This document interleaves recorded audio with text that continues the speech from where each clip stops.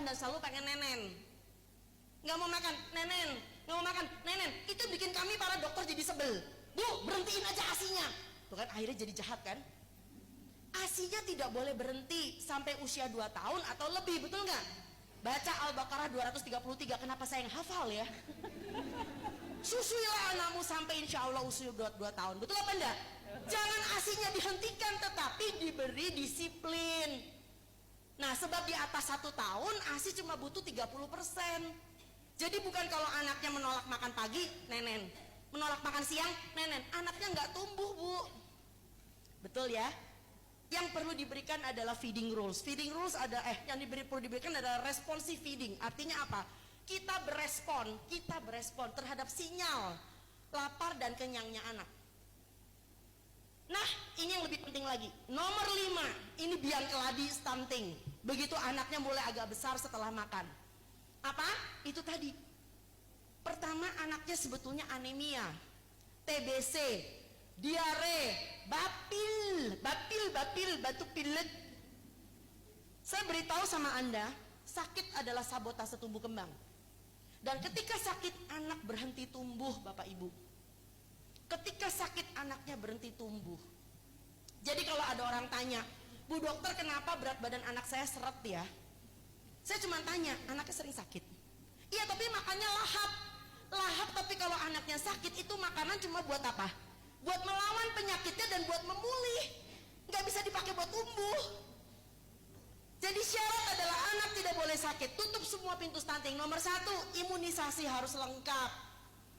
Yang kejadian maaf di Pulau Jawa Pak. Kalau di Aceh saya nggak mau tanya. Di Pulau Jawa biasanya bukan ibunya menolak stunting, bukan menolak imunisasi. Tapi giliran jadwal posyandu mau imunisasi ada, maaf, anaknya lagi flu, anaknya lagi demam, mundur bulan depan. Bulan depan anaknya juga lagi demam, diare, mundur lagi bulan depan. Jadi anak ini selama 1 tahun imunisasinya tidak lengkap. So ini yang terjadi di Pulau Jawa. Ini yang aku lihat. Kalau di Aceh jangan tanya, di Aceh benar-benar dia nggak mau. Ya, tapi kalau di Pulau Jawa kan sayang banget ini terjadi. Hanya karena anaknya sering sakit dan bidannya atau dokternya takut memberikan imunisasi karena anaknya lagi demam. Gitu loh ya. Jadi tolong dijaga anak tidak boleh sakit. Bu dokter, bagaimana cara meningkatkan imunitas? Mulai ada yang jualan madu ini, madu itu. Saya mengatakan buat meningkatkan kekebalan tubuh nggak sereceh itu. Kekebalan tubuh didapat dari mana? Iya, makannya cukup. Dan yang lebih penting, singkirkan penularnya yang tidak tahu diri. Lawang di rumah mbak, gendong cucu. Betul apa enggak?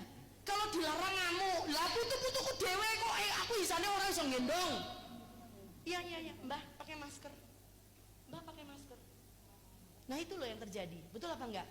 Atau bocah diumbar, ya jam 3, jam 4 sore anaknya mau main sama anak tetangga.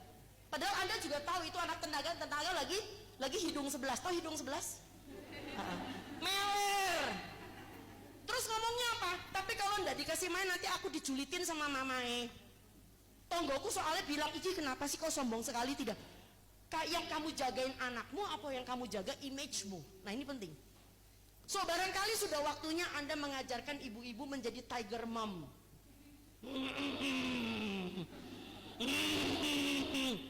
Perlu. Yang Anda lindungi anaknya bukan image kamu. Itu buat orang Jawa sulit banget. Karena orang Jawa itu kan ya lerak-lerek gitu loh ya. Bahasanya orang Tegal kan lerak-lerek loh ya. Wedi dikandani macam-macam ya kan, dikandani sombong, dikandani orang gelem bergaul ya toh. Loh tapi bergaul anaknya larangan loh apa? Hayo. Ya, jadi sekali lagi ini penting sekali. Next please, berikutnya. Nah, baru kita akan mulai. Jadi WHO sendiri mengatakan, WHO loh. Ya, WHO sendiri mengatakan menyusui itu dimulai sejak